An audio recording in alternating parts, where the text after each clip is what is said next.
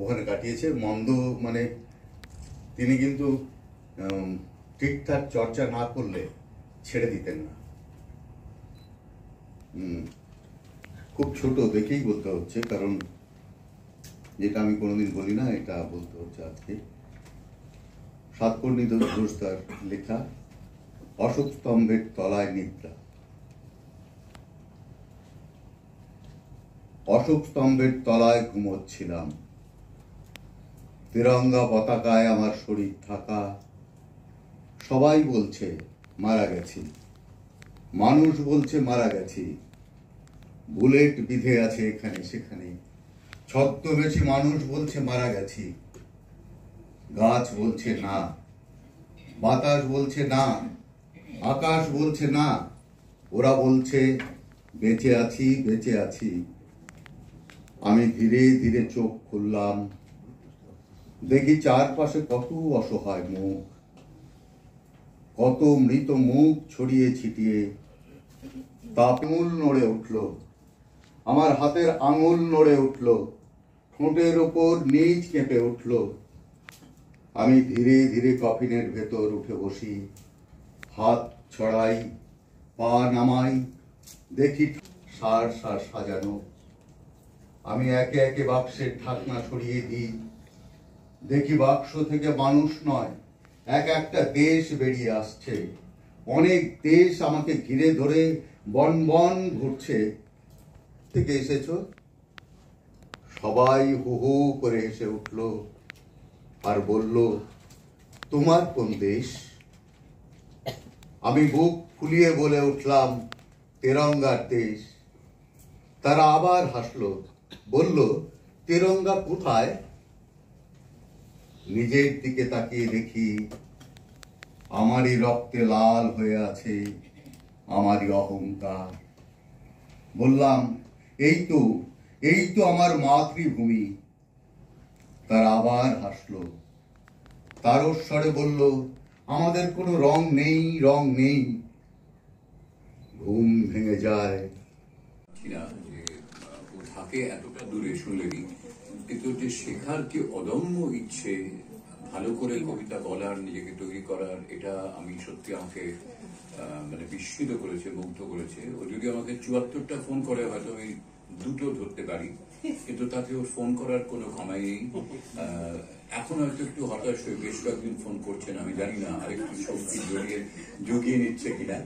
কিন্তু ও মানে যেভাবে যে অসম্ভব আন্তরিকতা নিয়ে শিখতে চায়, জানতে চায়, এবং দেখুন এই মাত্র কপি লাইন বলার জন্য কিন্তু কবিতাকে ভালোবেসে, সাতকর্ণীকে ভালোবেসে আজ এত দূর এসেছে। ওকে মানে সত্যি শ্রদ্ধা না জানিয়ে পারা যায় না।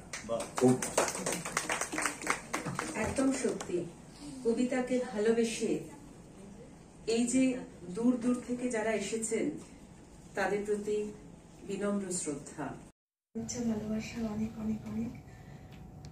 আজ তো আমরা আমন্ত্রিত সকলেই রয়েছি সাতকর্ণীদার কবিতা উচ্চারণের মধ্যে। আমিও তাই। ওনারই লেখা একটি কবিতা, অন্য বাড়ি।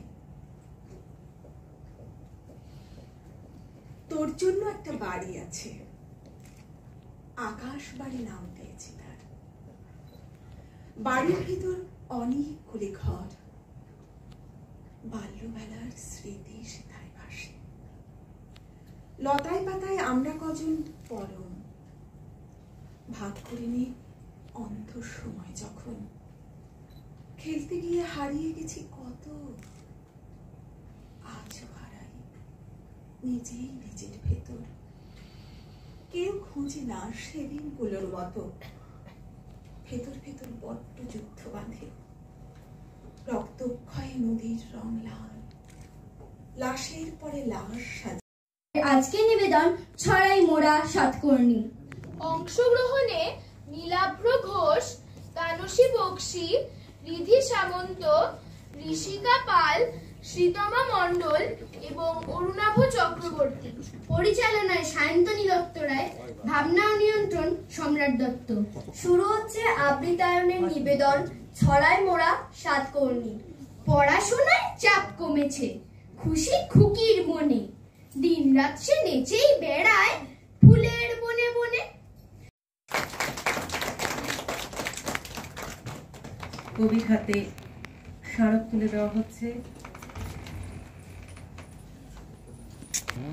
স্যার, আজকে সাতকর্ণী বাবুর একটা গ্রন্থ প্রকাশ পেল, সেখানে আপনার হাত ধরে কি বলবেন শুভেচ্ছা বার্তা? আমার খুব ভালো লাগলো। 20টি বই থেকে নির্বাচন করে একটি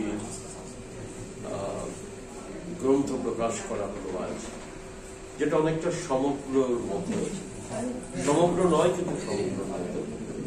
বইটি কলকাতার যিশু নিয়ে শুরু হয়েছিল, বিভিন্ন প্রত্যন্ত গ্রামে সেই সকল কবিদেরকে নিয়ে 1 মাস ব্যাপী চলেছিল।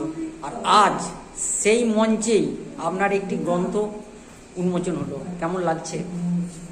কলকাতার যিশুর কাজ তো থামার না, সে চলছেই, যতদিন পারবো চালিয়ে যাবো। বৈশাখী উৎসব সবে মাত্র শেষ হলো 12ই মে, 12ই এপ্রিল থেকে 12ই মে। এবার আমাদের নীরেন্দ্রনাথ চক্রবর্তী জেলায় জেলায় শুরু হয়ে গেছে, 16 জুন থেকে আবার শুরু হচ্ছে। আজকে দিদি, আজকে সাতকর্ণীদার একটি গ্রন্থ প্রকাশিত হলো এবং তার মধ্য দিয়েই আজকে কবিদের কবিতা পাঠ, কেমন লাগছে? অবশ্যই ভীষণই ভালো লাগছে, কারণ আজকে কবিতা পাঠ বলতে সাতকর্ণীদার বই প্রকাশ হচ্ছে, যেহেতু কবি সাতকর্ণী ঘোষেরই কবিতা আমরা বলছি সকলে। আর ওনার লেখনী অত্যন্ত অনেক স্ট্রং। আমরা সবাই চাই যে ওনার লেখনী আবৃত্তি শিল্পীদের মুখে মুখে ফিরে। কয়েকদিন আগে কলকাতার যিশু নিয়ে বিভিন্ন হলে অনুষ্ঠান হয়েছিল এবং সেখান থেকে বহু কবি তাদের কবিতা বার্তা পাঠিয়েছেন এবং